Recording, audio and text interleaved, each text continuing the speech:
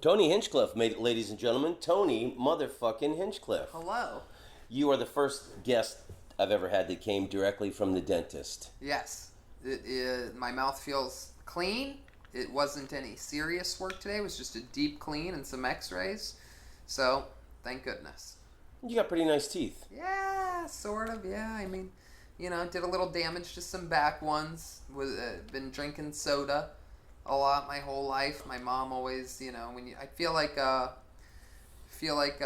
generation, if you didn't have a dad growing up in the household, mom would overcompensate by letting you drink as much soda as you want. At least that's how my childhood was. Like candy for breakfast. That's right. Dad. Sorry, there's no father around. Exactly. Dad's not here, but there's a 24-pack of Pepsi on the basement stairs. So. And it's a good substitute for love. Well, yeah, exactly. But I feel like it leads to a lot of stuff later in life, right? That caffeine addiction. Now I need coffee all day, every day to keep going, and nicotine and all these things. So who knows? But yeah, the front teeth are killing it, looking good. People think I've had braces or work done, and I'm just a lucky guy. The thing I've always found fascinating about you is that you're from Youngstown, Ohio, which is a pretty tough place from my understanding. Yeah. And I've always loved Youngstown, Ohio because I'm a huge boxing fan, and one of my favorite boxers of all time was Ray Boom Boom Mancini. Yeah, and he and obviously I'm a lot younger, so by the time I was able to understand what people were talking about at all, words at all, I was told that a superhero, real-life superhero lives right down the street. I mean, same street. That was the whole family and the whole setup, and mind-boggling that I was so close to something so amazing. And in that city, just beyond a god, way beyond a god. Dilapidated, crime-ridden city on every level. Italian mafia, black gangs, just everything. Every type of crime. House was broken into regularly. But in the back of my mind, there was always this thing like, well, the toughest guy in the world lives right down the street, thank goodness. So, Well, I wanted to box when I was younger. Yeah. And he was like, at that time in the 80s, he was one of the, marquee boxers. And I watched with my father on Wide World of Sports. It's one of the greatest fights of all time. He fought Dooku Kim. Mm-hmm. And he killed him in the 12th round. It was in Vegas. It was 100 degrees. I think it was 15. It was 15 rounds, and it was the 15th round, right? That was the very end of the fight. He collapses at the end of the fight, and he never gets up. What I heard, whether it's right or not, is I heard that it was round 15, and that's why boxing's 12 rounds, because they got together with scientists and figured out, because I was on a hot Vegas day. Yeah, and they beat the living shit out of each other. There was a lot that contributed to, him killing. And by the way, and his quote on this is this, and I believe him.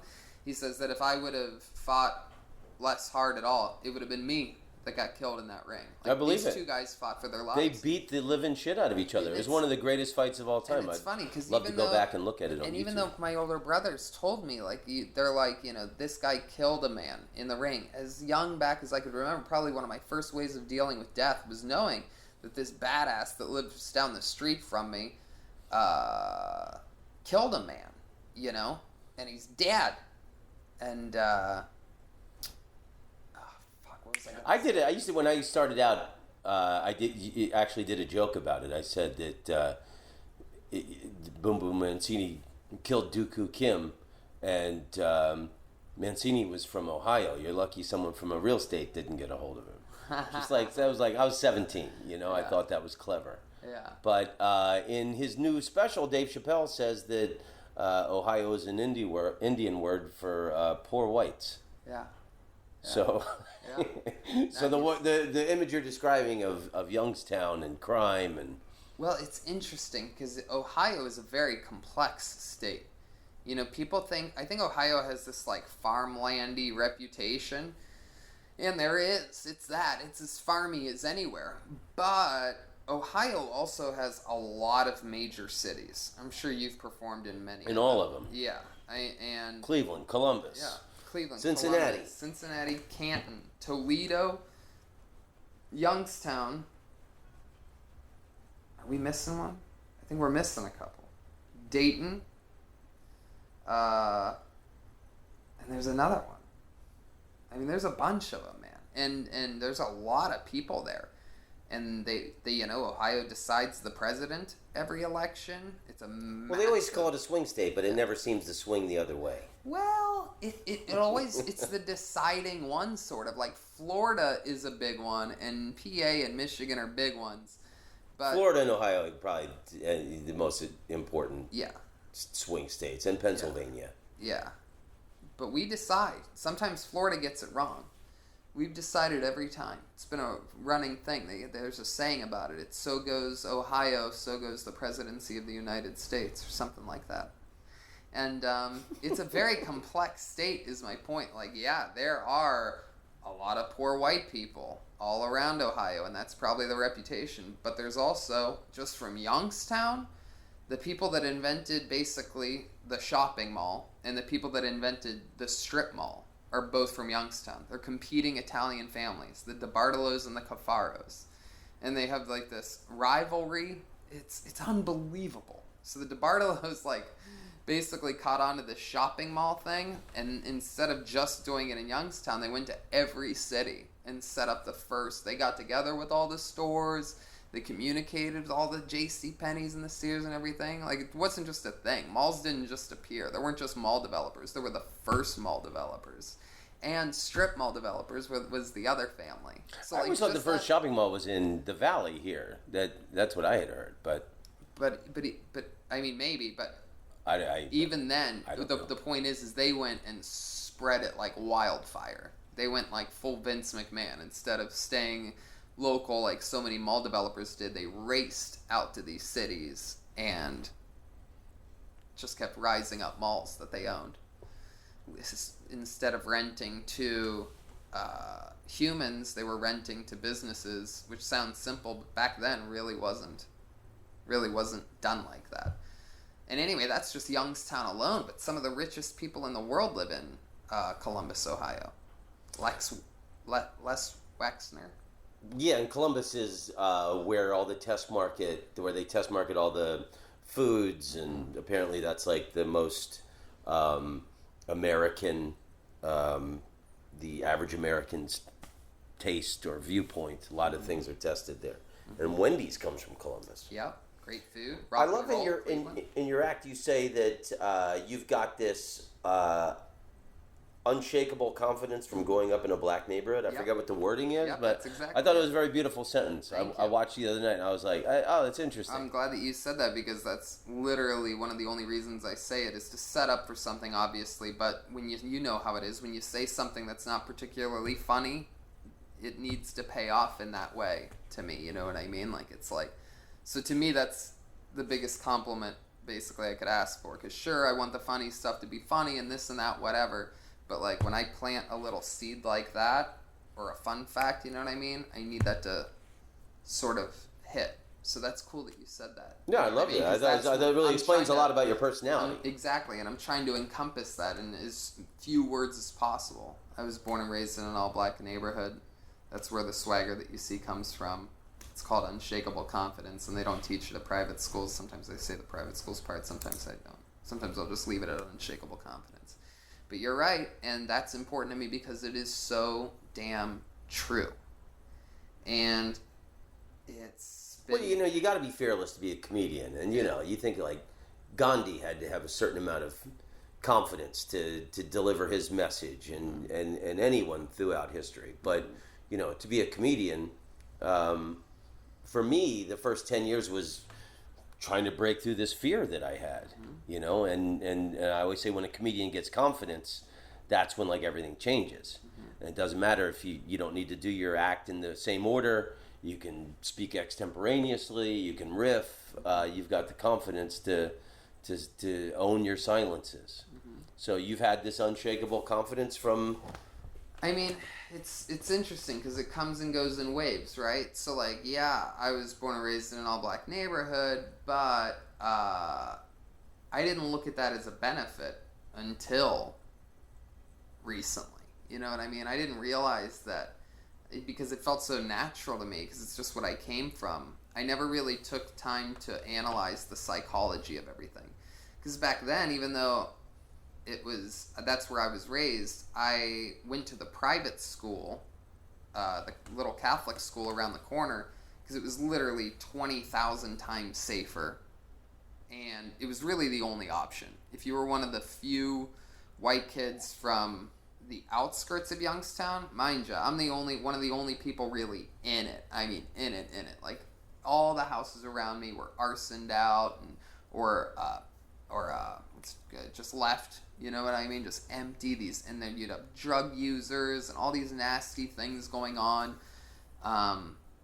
But I went to this Catholic school. So once I made school friends, they all had two parents. They had regular jobs, the parents. I mean, they were making money, you know what I mean? So they had these better things and better lives and this and that. And honestly, I was always jealous. So that always affected my confidence. You know, it was something that, I didn't have that much. I did have sort of the ego, I guess. Like, I always thought something was different. Like, I always wanted more, or something like that.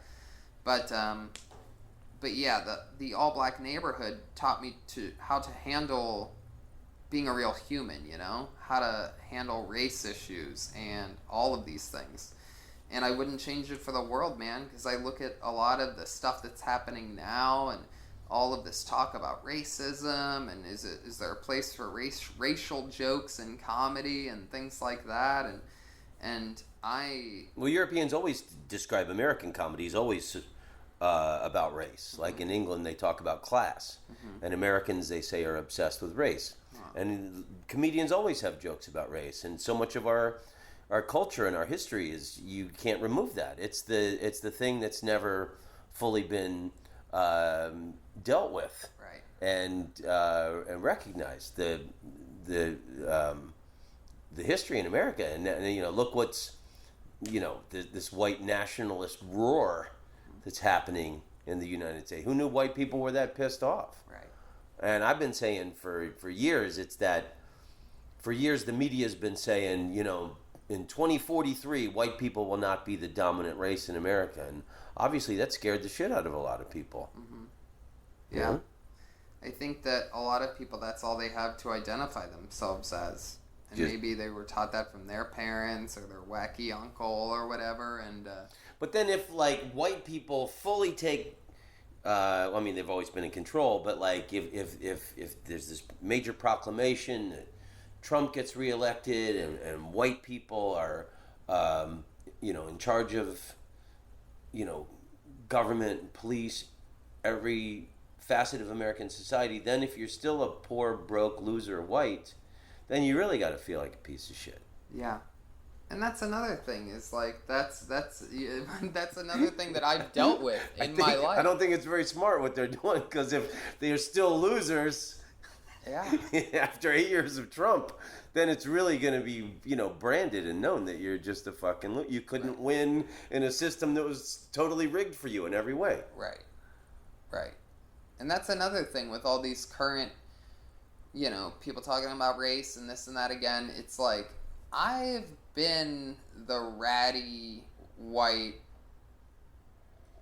kid out here, 23, 22, whose clothes didn't fit properly and was, you know, maybe had a dirt spot on my face or arm or whatever. Like, I know what that's like, to be at bottom with nothing. You know what I mean? And be sleeping in the back seat of my car behind the Comedy Store, and to not have money for a pack of cigarettes or a coffee or food many times. You know, I used to be able to make a Subway sandwich last 2 meals, 6 inches for lunch, 6 inches for dinner, and $5, do it again the next day.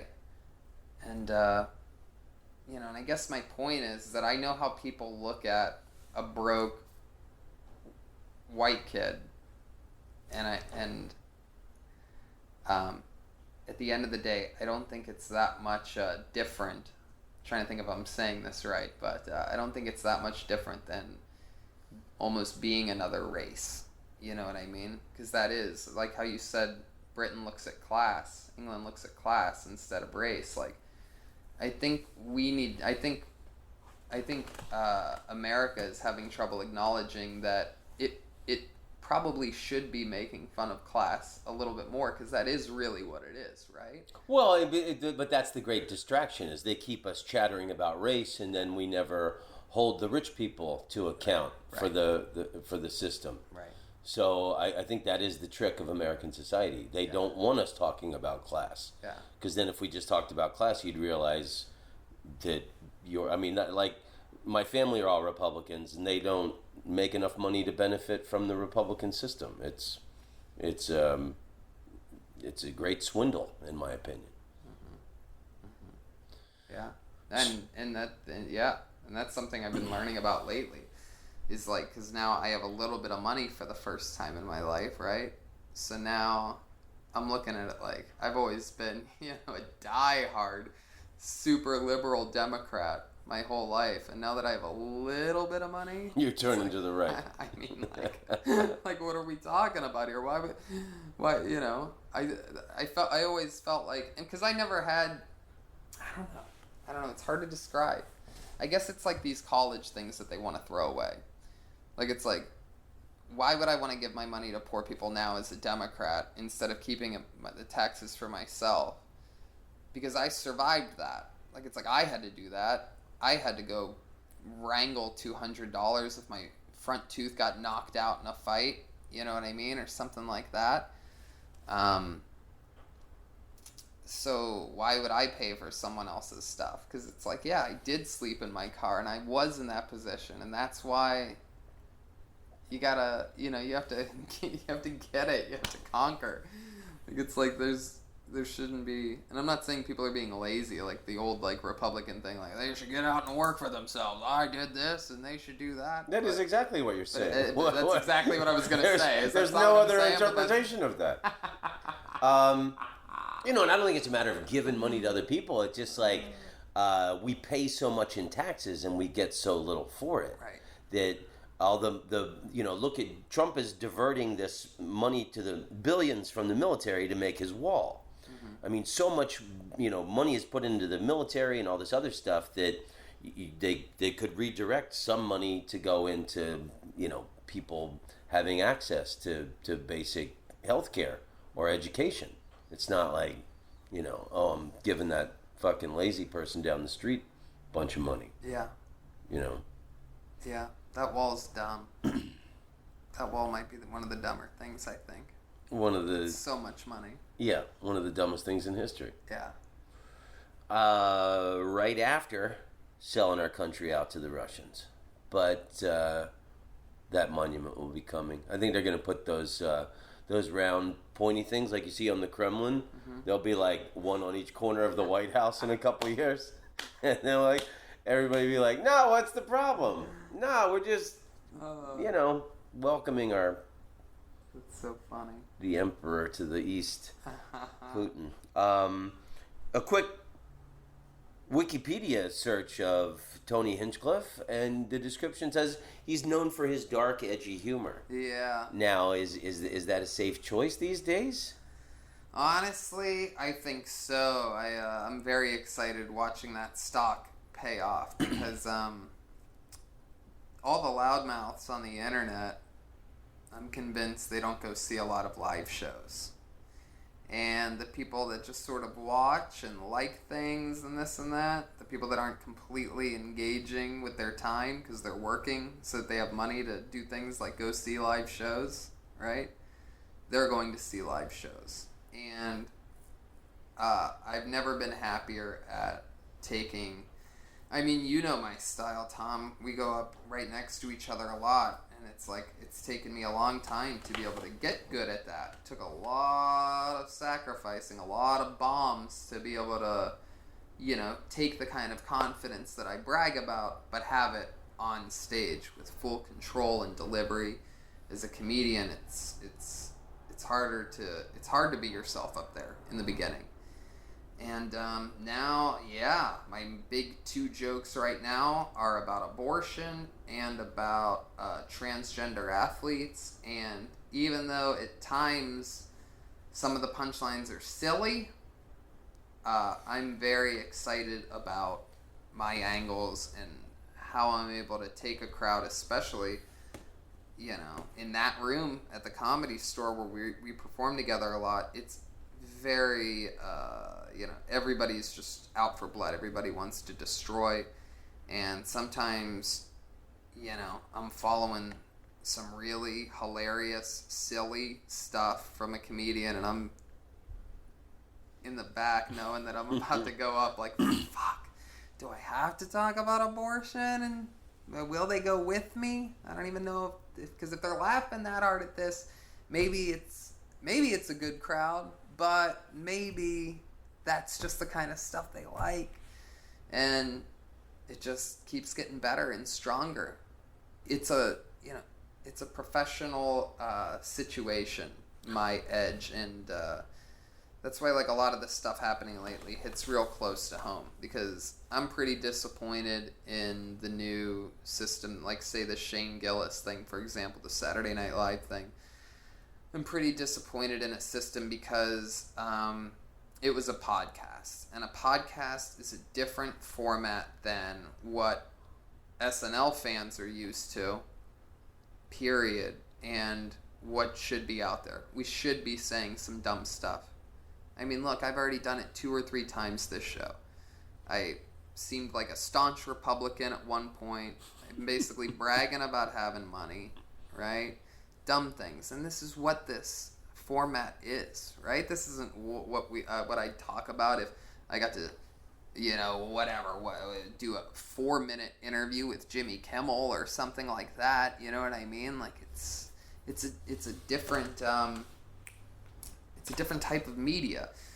And was the Shane Gillis thing 2 comedians talking? Sure. Was the chink part unbelievably hilarious to me? No, it wasn't. But they were talking about dialogue, and I don't know what happened in the podcast minutes before that.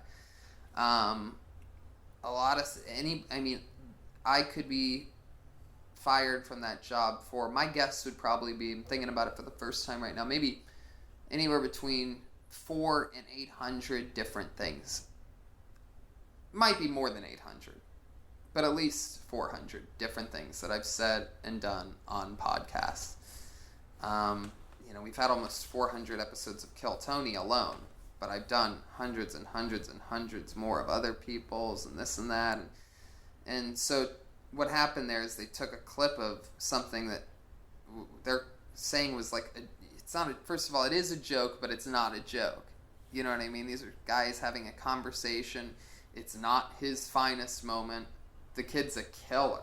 He's a destroyer. He's one of the guys coming up in the future, and we all know that because of the hundreds of hours of other podcasts that we've done with him that his reputation's built, and obviously his stand-up comedy when he gets to do whatever he wants. That's another thing, is people are now going and watching the couple clips available of him online, but with the good up-and-coming comedians, you're not going to find anything great. First of all, we're not putting our best jokes out there on YouTube, and second of all, if you're able to catch some janky 5-minute Comedy Central taping or something like that, you don't have us in our element, right? You know what I'm talking about on stage. I can't do any of that on Comedy Central, right? Yeah. And neither can he, and neither can Tim Dillon do, his favorite stuff, or a lot of these guys, Andrew Schultz. There's this little clanker of people that have written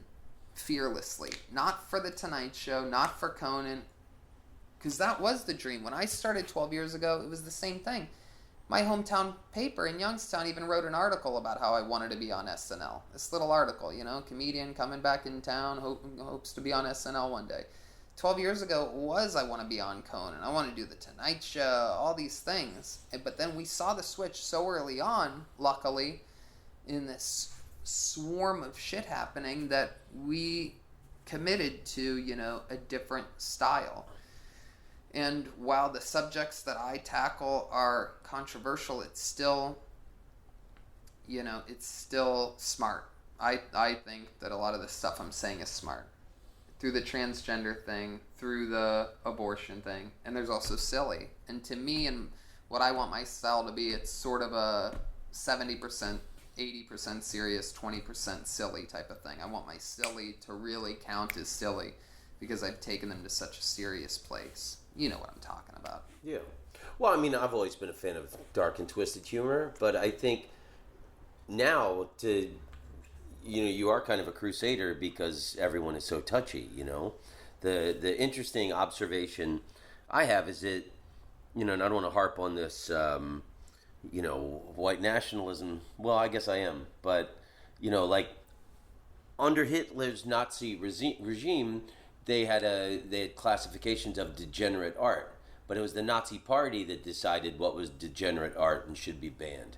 Now it's just this public opinion on the internet and all these platforms. It's one reason I don't fuck with Twitter too much is I don't care about other people's opinions.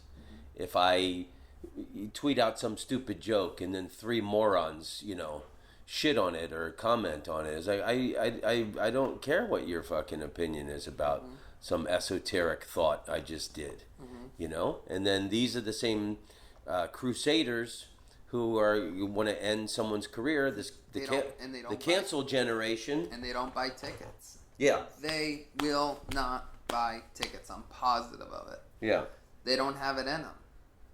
That's not what they do. These are the Yelpers, man. These are the same people that, if you look up your favorite restaurant, you're like, that's where the term pearl clutchers came from. That's just popped up in the media in the last 5 years. And it's such a great description. Like they're just like old rich white women who. And that's another thing, and that's sort of what I was getting at. I think at one point when I lost one of my train of thoughts was you don't have that with people that grew up the way I grew up. Yeah. You don't have these kids that are victims of everything. All right, because we already have been. I had my one thing that I had in my house, my Nintendo, stolen from a thief while I was at school, when I was 11 or whatever, and the front doors kicked in, and you realize how vulnerable we really are. Bullet holes through the house. Like, I learned very young. Like, this is all temporary. None of this is safe. Blah, blah, blah, blah, blah.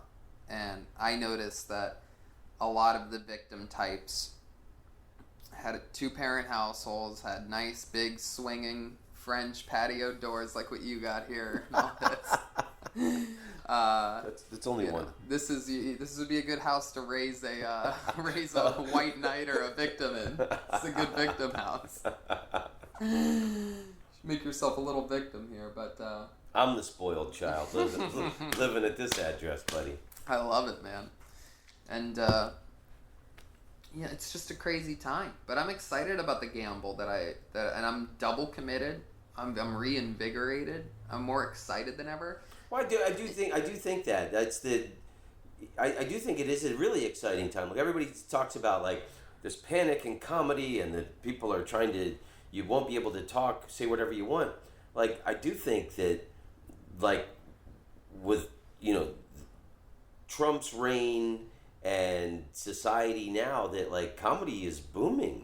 I think people are nervous, they're stressed out, and they need a good laugh. And one thing, so it's like you said, it's those people aren't the ones buying tickets, but there's a lot of other people who are hugely rejuvenated by comedy now. Oh my God, yes, and they want and all these platforms like Spotify and Pandora. I've got channels. I love. I was in San Antonio last year. This guy goes, "I know your voice.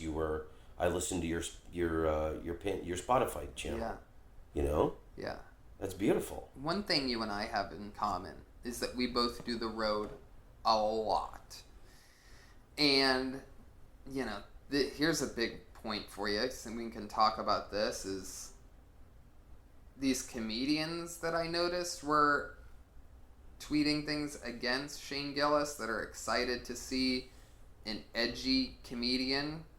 A lot of these alt comics and a lot of the hip crew, they only care about getting on Conan, basically. They want to tell their mama they made it, and they don't realize the platform of the internet yet.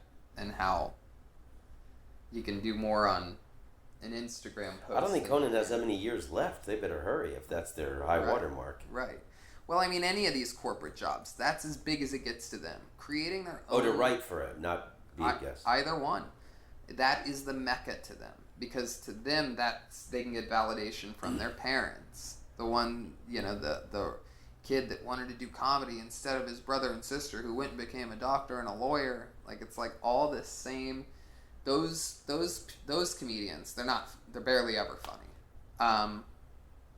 Are the ones that were anti-shame. And they don't do the road very much. What we know, what you and I know, is what these fuckers in San Antonio want. What Portland fucking wants.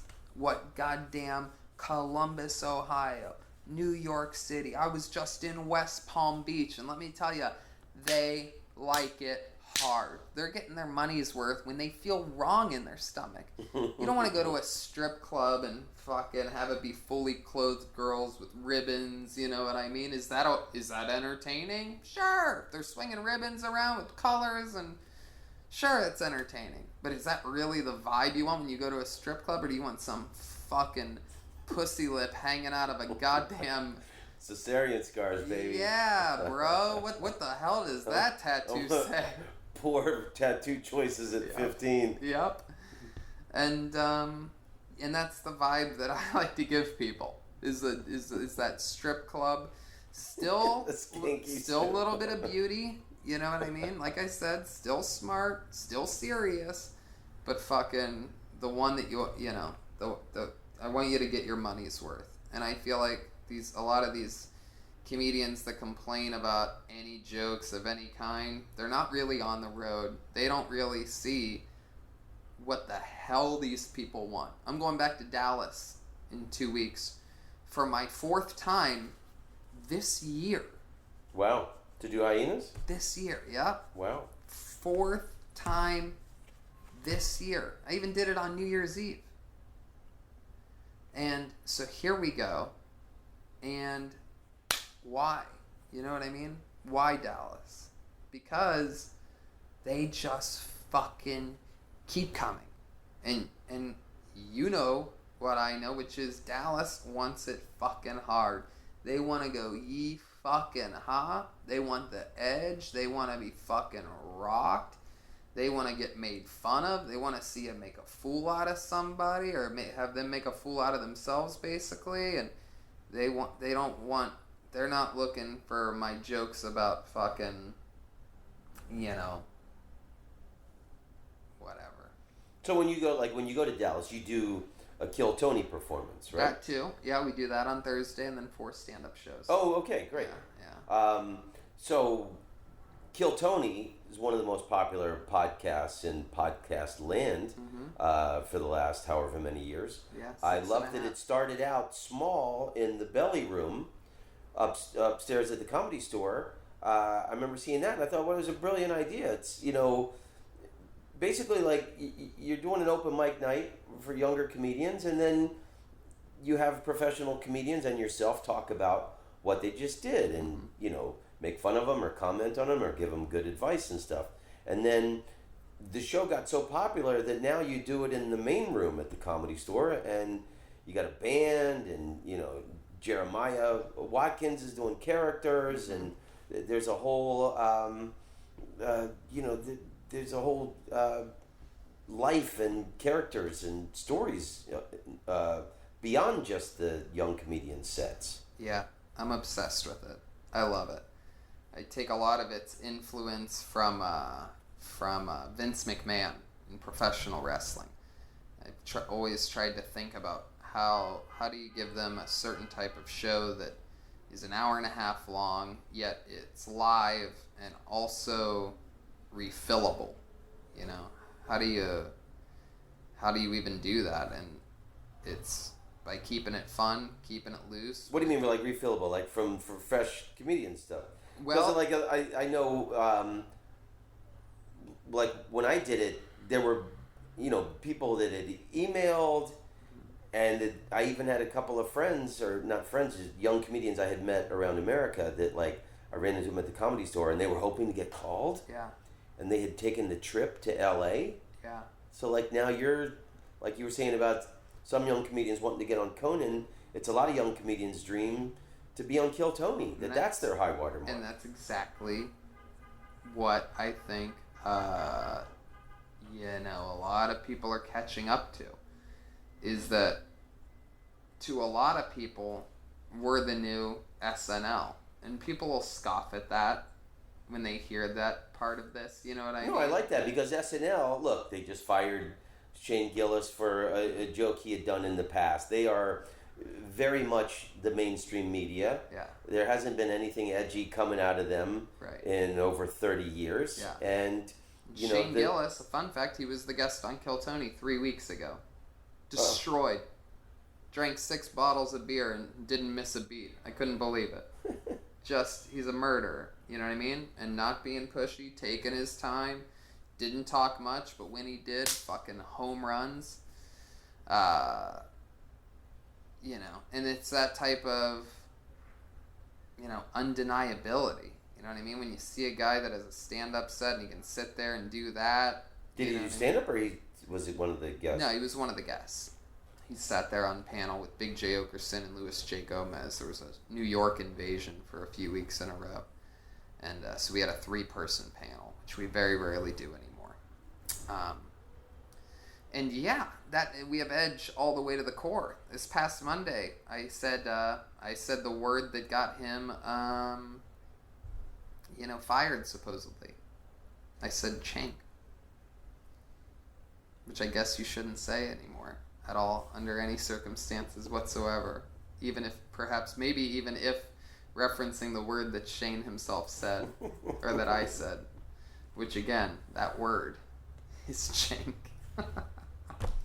Cost him his job on SNL. Yeah. But I think now, it is the pirate underground stuff of podcasts and being, thank God for being able to do your own thing. I've been putting out my own albums, putting out my own podcast. I'm working on a book because nobody in this industry is looking for an older white guy now. Yeah.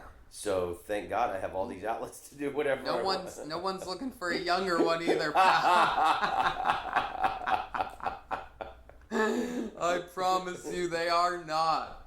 They just passed me up on this most recent Comedy Central roast for an older white guy. You're kidding. They took Adam Carolla and threw him right in where I was supposed to be on that Comedy Central. But you've written for the roast. I've written before, and you've been involved in the roast from the beginning, right? I've written for the last 7 or 8 Comedy Central roasts. All the way up. And they did it to me again.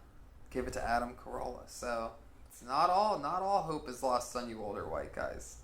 One of them just... Yeah, but that's more like a starfucker measurement thing.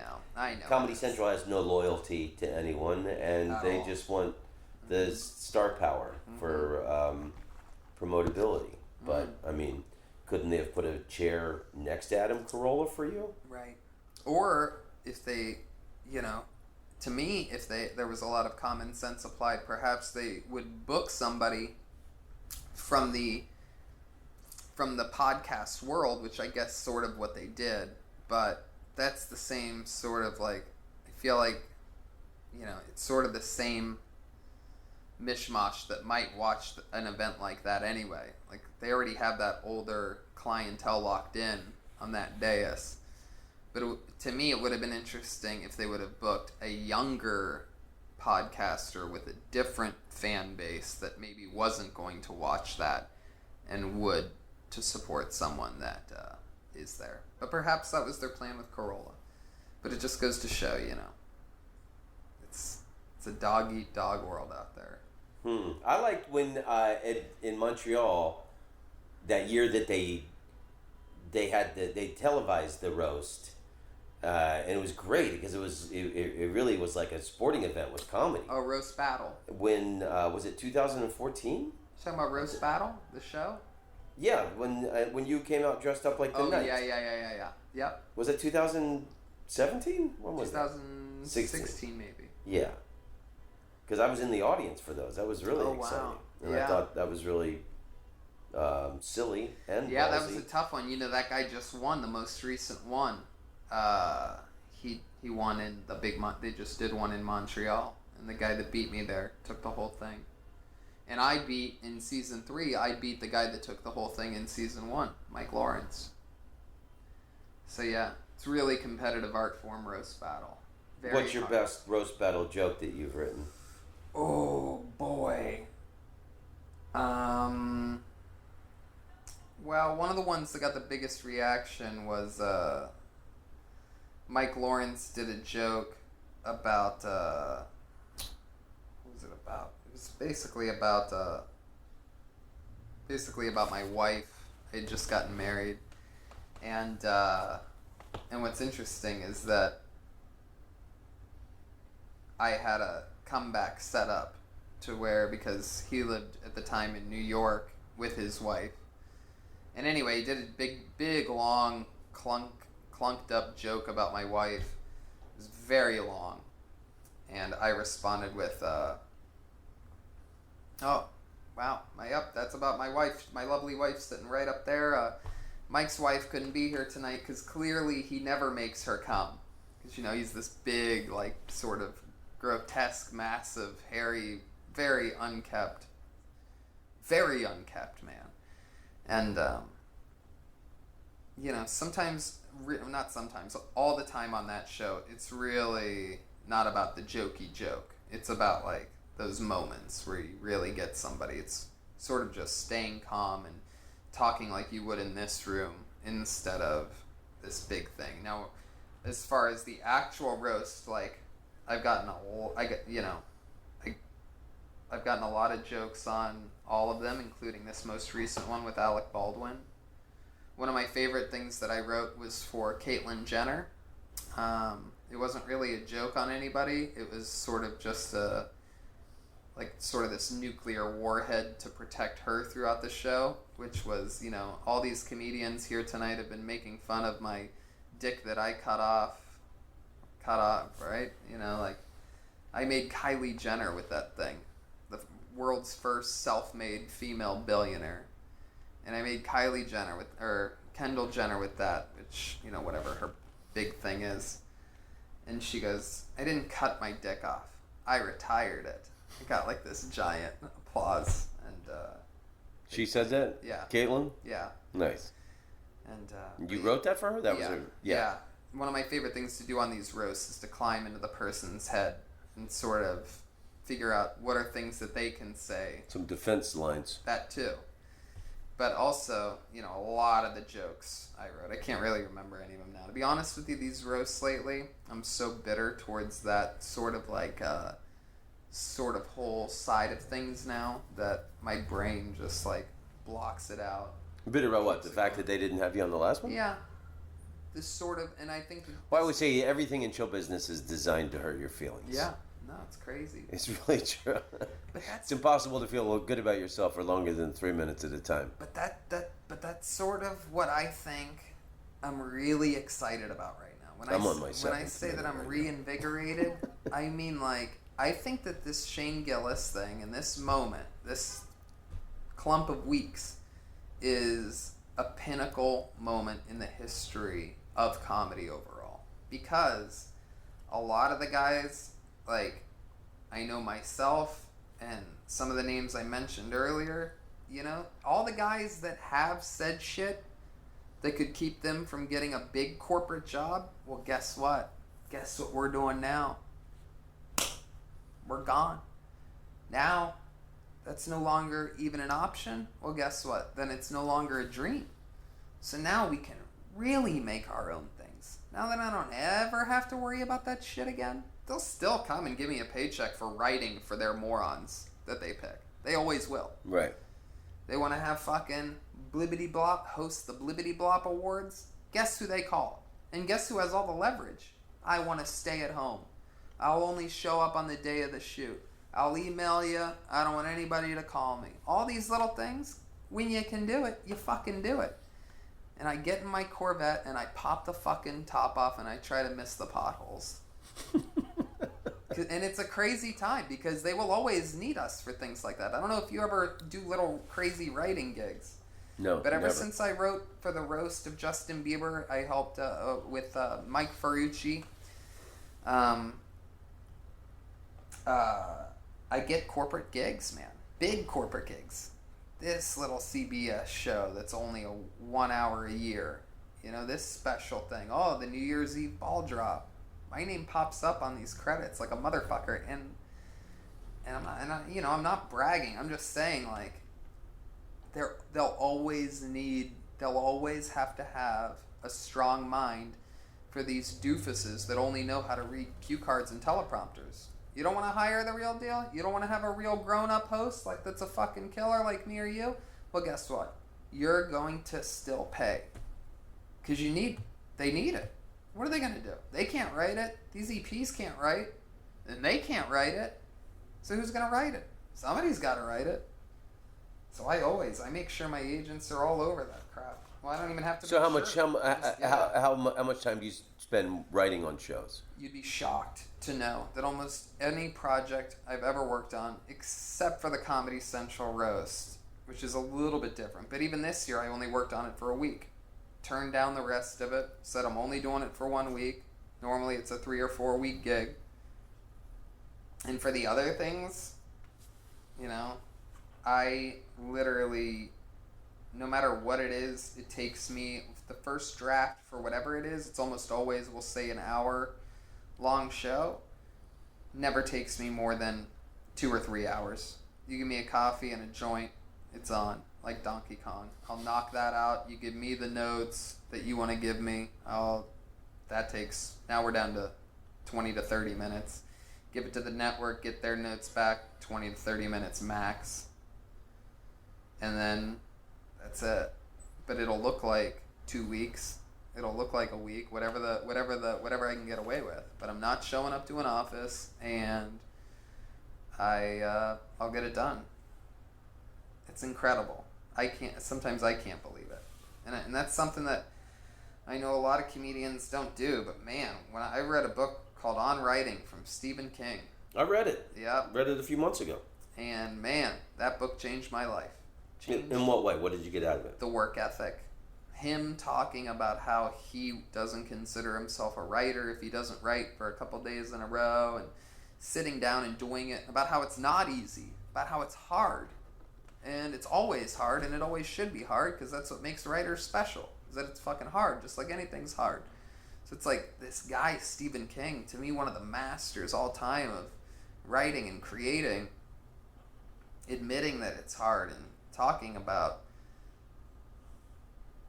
sometimes he doesn't want to do it. I don't want to fucking do it. He does it on Christmas. He does it on his kids' birthdays. And he's like, I don't want to do it, but I do it because I'm a writer. And that's what you should be too. If you're a writer, blah, blah, blah, blah. He spoke right to me. Like it was like a religious experience almost. And a lot of my work ethic, even for stand-up comedy, I give credit to that book. When people ask me if I like the person's energy and they ask me for advice, that's what I'll say. I'll say, go read a book called On Writing from Stephen King. Yeah, I read it to help me. I've been working on this book about my relationship to all these cities around the world that are on my album. And then just to get, a respected writer's opinion on, how to approach it and attack writing. And, yeah. I thought it was great. Yeah. It's good fuel injection. Yeah. It's confirmation from the ultimate teacher of teachers. You have to sit down, make yourself comfortable, and fucking write. Gotta be comfortable. So how much written preparation do you put into Kill Tony? Do you know anything about these young comedians when they're coming on? No, unless they've been on this show before. And I know you don't know what characters Jeremiah is going to show up with, or these guys. Never. And that's sort of the whole point. And again, that's why it's a podcast, is because it isn't overly produced. And that's why people love it. They don't even know why they love it. And that's why, is because it's not overly produced, yet it's different every episode. That's what I meant by refillable. Like it's like it would be an anomaly if I picked the same names 2 weeks in a row. It's almost completely impossible with 100 names in the bucket, at least, every Monday. So it's always different. And even if it was the same people, 1 in a billion odds, but if it was the same people, they still have to do a different minute anyway. And so it's always different stuff that we're talking about, different ways that they look, different this, different that, and we're always getting something different. And so it gives us a gold mine of things to improvise. It's a show that's about stand-up comedy, but it's a bunch of stand-up comics improvising, and it's live. Some things hit the wall so hard and fall so flat sometimes, and then other times can bring down the entire house. Just a smirk or a head shake or something, because it's so live and it's so unproduced that the audience can feel that, and that's what they're running to nowadays. That's an interesting theory that I have about this Shane Gillis thing again, is that this is introducing at least tens of thousands, if not hundreds of thousands, to people to the word podcast again. Like, oh, really? Well, I'll listen to the whole podcast.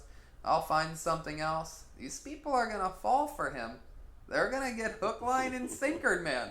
Once you have that, once you start listening to podcasts and you have it on your iPhone and you've already started, and then you're listening while maybe you're cooking, and then next thing you know, I'm taking a trip, I'll put it on, I'm listening to my headphones for the first time. But I always listen to music when I drive. But then one day you're driving and your Bluetooth switches over and the last thing you were listening to was a podcast, and now you're driving listening to a podcast for the first time, and you're like, I'm already here. I can't believe I'm already here. Normally it takes 9, 8, 7 songs to get from this place to this place. I didn't even know where the time went. And then guess what? Just like they were hooked on SNL, or hooked on Letterman, or hooked on whatever, they're fucking hooked on podcasts, baby. It's happening. Amen, baby. The revolution is real. And the danger is real. What they want to hear sometimes is a slip up, because guess what? That's life. That's natural. That's what that is, and that's what they got Shane Gillis on. Good on them for finding a minute-long clip of probably who knows how far into that podcast. I know it was their 90-some episode. So it's like, wow, that's some real incredible digging that was done to ruin somebody. But I think this... No one's allowed to fuck up at all now. Yeah, exactly. So good luck, SNL, finding the next funniest person that doesn't do a podcast. These people will always be slaves to writers. They will always have to do what the writer writes for them. And if I wanted to, I could write for that show. I could, and that's the other interesting thing. But it's also been, a lot of the conversations that have been about it. It's true. Is SNL has done loads of racial jokes through the years. So who are they to act like this? And some people to that go, well, the times have changed, pal. And it's like, no, they have not. You're not the decider of what was a bad word when. Yeah. We are. That's us. We get to walk that line. And it's like, Wikipedia says edgy, dark, and I'm not changing my bio on my internet. But I think they should have stood by him, and they should have said, although we didn't agree with the comment that he made in the past, we had enough faith in the man to give him a job and think that he was funny and talented in the first place, that this doesn't change our opinion about him. Yeah. I think it's, who are they to act like the paragon of virtue? And SNL doesn't have any fans. They don't have any fans. I think their fans move on every few years. They're a big mainstream show, and they get people to watch from who their guest and who their musical guest is. Yeah. They'll get Taylor Swift fans to watch by having Taylor Swift on. They'll get Kanye West fans on, musical guest. Like, they can keep plugging away. But they are... You don't watch Succession, do you, on HBO? Mm-mm. Great show. I fainted a couple weeks ago from exhaustion and dehydration, and the doctor told me I absolutely have to rest. You have to do it for a couple days no matter what. I still went and did my spots at night, but The days I stayed in bed and I plowed through the show. That's what Boom Boom Mancini would have done, baby. Out in Vegas with no fucking water, 100 degrees. You damn right. Ding ding. You think I'm gonna give my 15th spot round. to someone else? Get the fuck out of here. No one's gonna get that good of a night. Not with me there. But Succession is about this family that's trying to inherit Dad's company. It's basically he runs one of these big conglomerates, right? And you can see it on that show what is going on here with NBC and Saturday Night Live. It's a thing that they can't get rid of because it will show overall weakness for their brand and their overall status. SNL is a, what do you call it? Not a pastime, not a keepsake, but it's a foundation pillar? Yeah, it's a staple. It's a perennial. It's a staple, yes, of their network. And losing that would be considered a loss, so they can't lose it at all costs. So whatever guests they have to get, however much that'll cost them, whatever they have to do to get that done, they will do for the network. That's a network thing. So, and that's the only way that they survive. So have you given up on the dream to be on SNL? Yeah. Yeah, I have. When I was younger, I wanted to, the Weekend Update was my dream job. I wanted to do the Weekend Update. That's exactly what I wanted to do on SNL. And that was I didn't want to be one of the characters. I wanted that. Even when I was hot, I couldn't get that gig. Yeah. What are your what have been the funniest moments and your proudest moments doing Kill Tony? Some of my funniest moments really are just like, I don't really from me, I don't really know. I don't really pay attention to that. And again, that's another part of my memory that I think I sort of purposefully just like recycle and push away. Okay, well, what have been some of the most outrageous people that have been on? Because I remember the episode I was on, there was a guy who he had never done stand-up before, and he basically had just gotten out of jail somewhere and just told the story of getting arrested and going to jail. Yeah. And you could tell that he had never done stand-up, but he was trying to express himself and tell a real story of something that had happened to him. Yeah. Which I thought was ballsy. No, yeah. And he must know the show, because that's exactly it. We love honesty and a true story that we haven't heard before. You know what I mean? We had an actual real-life prostitute on that admitted about it and let us ask questions about it. How much do you charge? What's the most guys you've had in a day? This and that, all these different things. And it never ends. I mean, just this past Monday, we had a Mexican drum off, which is when a comedian that turns out if they know how to play the drums, they could have a drum solo against our house drummer, and if they win, they're the new drummer of the band. Cool. But they never win. He always just dominates because we leave it to the crowd in the end. That's a cool little side game. Yeah, totally. And things like that. And, there was another comedian that came on a couple weeks ago and started trying to make fun of me. So I started making fun of him back, and he made fun of me back, and I made fun of him back, and I was lighting his ass up. And you got to watch two guys completely improvise. I mean, I had nothing, and then I would have something, and you know what I mean? We really went for it. It was down to the wire. Some young buck coming for my reputation and my throne and all that. It's like, no. And the crowd can feel it. Again, because it's so fucking raw and live. Shit that you'd never get to see. Someone going for the host of the show with real jokes, right? Man, Tony, you look like a goddamn Slender Man if he was going through chemotherapy. And I'm like, what the fuck? You know what I mean? Out of nowhere. But now I gotta get him. Because he's coming with real jokes. If someone's just an asshole and they're just being a dick, then they're gone. I have no reason to have them up there. But when someone like really puts some work in and writes jokes and memorizes them, he wasn't looking down or anything, I'm like, you motherfucker, you're gonna make me do this. So many great moments. Watching Joel grow into a monster one-liner machine. Watching Jeremiah grow into a full-blown character fucking anomaly, man. He's got like 74, 75 characters he's done. Maybe more. In Kill Tony history, they're all in the top banner of his Instagram. And Again, this is another guy. He's the real deal, dude. This is a guy that should have been on SNL years ago. Yeah, Jeremiah would have been perfect for SNL. Master impressionist. Still would be perfect for SNL. Still would be. White guy out of Kansas, got that, that blonde hair, baby face, perfect. And, yeah, he'd be great. But there he is, shining like a star on Kill Tony, and I love it. And the stories that we have, there's a guy that has full-blown cerebral palsy, real bad, Steve Lee, and he ended up having such a good Steve set. Lee. Yeah, he's great guy. Funny, too. And he had such a great set on one of the episodes that Louis J. Gomez flew him out to New York for Skankfest, and we've had guys that have opened up for Russell Peters in an arena just from doing good on the show in front of him.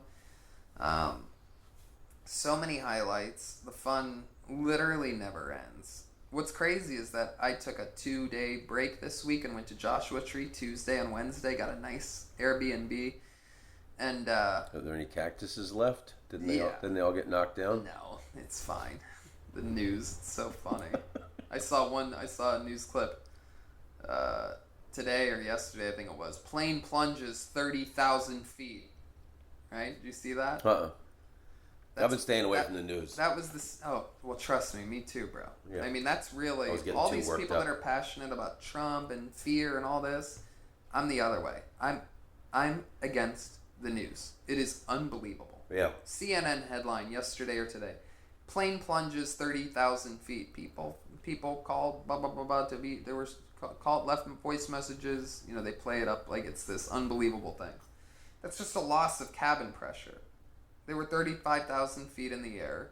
They got to get down to 10,000 feet. It's a loss of cabin pressure. It happens. It's not that common, but it happens. Yeah. One loose screw in a fucking windshield, and you lose the entire pressure of the cabin. You got to get down. The masks come down. Nothing happened. There's nothing in the report of anyone fainting, anyone being sick. Any people were gasping for air. Rebecca Cycli, 38, out of Georgia, was quoted as saying, "Ba ba ba ba ba ba," and it's like, what are you talking? Of course, this 38-year-old lady from Georgia that never travels is scared. What are we doing? Plane plunges 30,000. It didn't plunge. And what does that tell you? If you don't know anything about aviation, if you barely ever fly, you would think that headline means that a plane fell 30,000 feet from the sky. It's impossible for that to happen. What they're saying is that it descended 30,000 feet. They're saying plunge. That's not news. They shouldn't be allowed to say that. You're right. That's not news. This shit makes me so angry that it's crazy. It infuriates me that they're taking advantage of the people that aren't as smart as us. The people that... Well, what else pisses you off the most about America today? Other than the news? Yeah. And other than the PC weird stuff that's happening? I mean, we're not at war right now, so... I think we're at a couple wars. We're still in Afghanistan. Yeah, but Afghanistan doesn't count. I mean, at this point, whatever they have to do to finish whatever that is, that ain't this. It's just I don't know what that is. But I don't know how to explain that. But no new wars. Fingers crossed, but right now, if I can't tell, I have this theory that Trump doesn't want to go to war at all, and has gone against a lot of military advice to go to war. I think he's gone against that a lot because they get more money if they spend money. You know what it is, blah blah blah blah.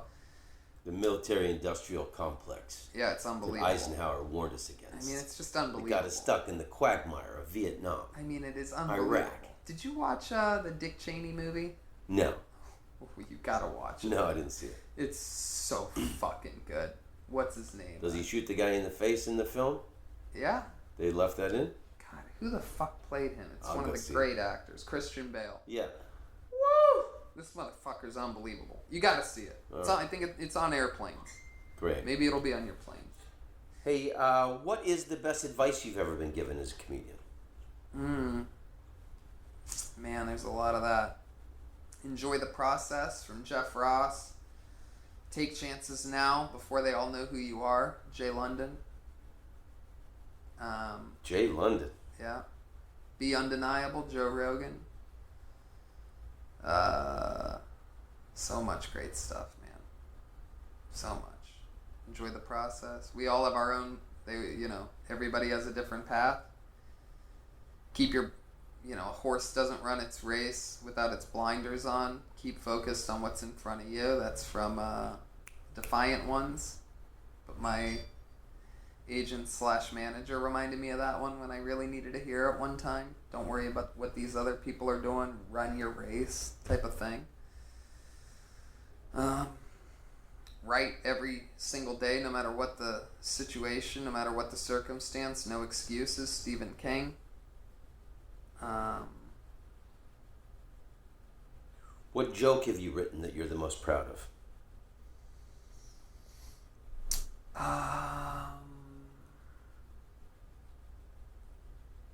I guess really it's the most recent one with about transgender athletes. I started writing it the day before or 2 days before. I wrote it in London right before I found out while I was still in London that one of my great friends and mentors, Brody Stevens, had killed himself. Oh, Jesus, that was tough. It hit me like a ton of bricks. Hardest death I've ever dealt with in my life. Really broke me down. This happened in February of this year. And that joke was a one-liner. You know how sometimes these things grow. It was a one-liner the first night, and then it had 2 beats to it. The next night I was riffing, and it got a little bit longer. And then that next night I found out Brody had killed himself. I was actually on stage when it happened, when I found out. I took a call from my buddy while I was on stage because I'd closed my set. I had looked down to turn off my recorder to make sure that I had done an hour, basically. You know what I mean? I look over at the stool, and it said incoming call, Matt Edgar, who was my first friend at the Comedy Store. We worked the door together. We started within a week of one another, and all of this stuff. We all got jobs together at the same time. We got passed around each other. So I took the call because I'm like, this is cool. I just said, good night, thank you. I had a killer one-man show in London. I'm going to have everybody say hi to my best friend who I started with. I go, hey, this is my best friend who I started comedy with calling right now. And I go, hey, Matt, it's Tony. I just finished my set here in London. Everybody say hi, Matt Edgar. And the crowd goes, hi, Matt Edgar. And he goes, oh, hey, man. And I'm like, why do you sound like one of our friends just died? And he's like, oh, because he did. He's still on speakerphone. Well, like I was saying, why do you sound like one of our friends just died as a joke? And it got a little laugh. You know what I mean? Like I was just riffing. Yeah. Like, geez, why do you sound like? And that was a bummer. I saw Brody 2 nights before he killed himself, and he was concerned about me. He goes, I heard you're getting divorced. I heard you're going through a hard time right now. I'm sorry to hear it. I thought that was interesting. Wow. That he was concerned about me having a tough time. Yeah. And then 2 days later he kills himself, and then I thought, well, fuck, why wasn't I asking how are you and what's going on with you? I just didn't see it. No one saw it. Right. But Tony, it's an honor to have you in my home. Yeah. And sitting on my big smart people chairs. Yeah, I love these. And in closing, is there any words of wisdom or advice you'd like to give to the people of the earth? Well, I guess the answer to that is sort of what I was just going to say about why that joke is my favorite joke. And it's because I got writer's block during that period. I was so tremendously depressed finding out that one of my best pals had killed himself, and I felt guilt about it. We had gotten into a big argument a few months before, but we had made up. And but I wasn't there for him. I was in London for the first time in my life, basically, and some of the stuff that you can create and make and expand on during your lowest times is the stuff that you will be most proud of. You know? I definitely believe that. Yeah. You know, in some of my worst periods, I've written some of my best material. Yeah. I agree with that wholeheartedly. So that transgender athlete joke is really my sort of homage to Brody, like a real, even though he would be mad, I say a lot of cuss words in it. He didn't like swear words very much. So 818 till I die. That's right, baby. Fuck yeah. Here we are on the other side. We're on the good side of the valley. Yeah, that's right. All right, Tony, long may you run, my brother. Thank you so much, and be on the lookout, listeners, because Tom's making his return to Kill Tony in just a couple weeks. Oh my God! What is that? Let's check that date, baby. It is October 14th. I will be on Kill Tony. It's gonna be awesome. Man. And I only think Kill Tony's going to get bigger and better, and I know in my heart that it's going to be a television show, and hopefully that show will become bigger than SNL one day. Yeah. Well, it's available. And try and be nice to the poor people when it does. Yeah, of course. Indeed. We'll get back. I'm kidding. Thank you so much. This has been a pleasure, and don't take anything that I said in this podcast and try to get me to lose a job from it. Right on, Tony. Thank you, brother. Yeah, thank you. Tom Rhodes, you're a funny man. Tom Rhodes, you're an international comedian. Tom Rhodes, karate kick, baby, oh yeah. Tom Rhodes, you're a groovy dude. You go all around the world, telling jokes to all of the people. You are an international comedian. You're funny to everybody in every single country in the world. Tom Rhodes, I like you very much. I think you're talented and very wonderful.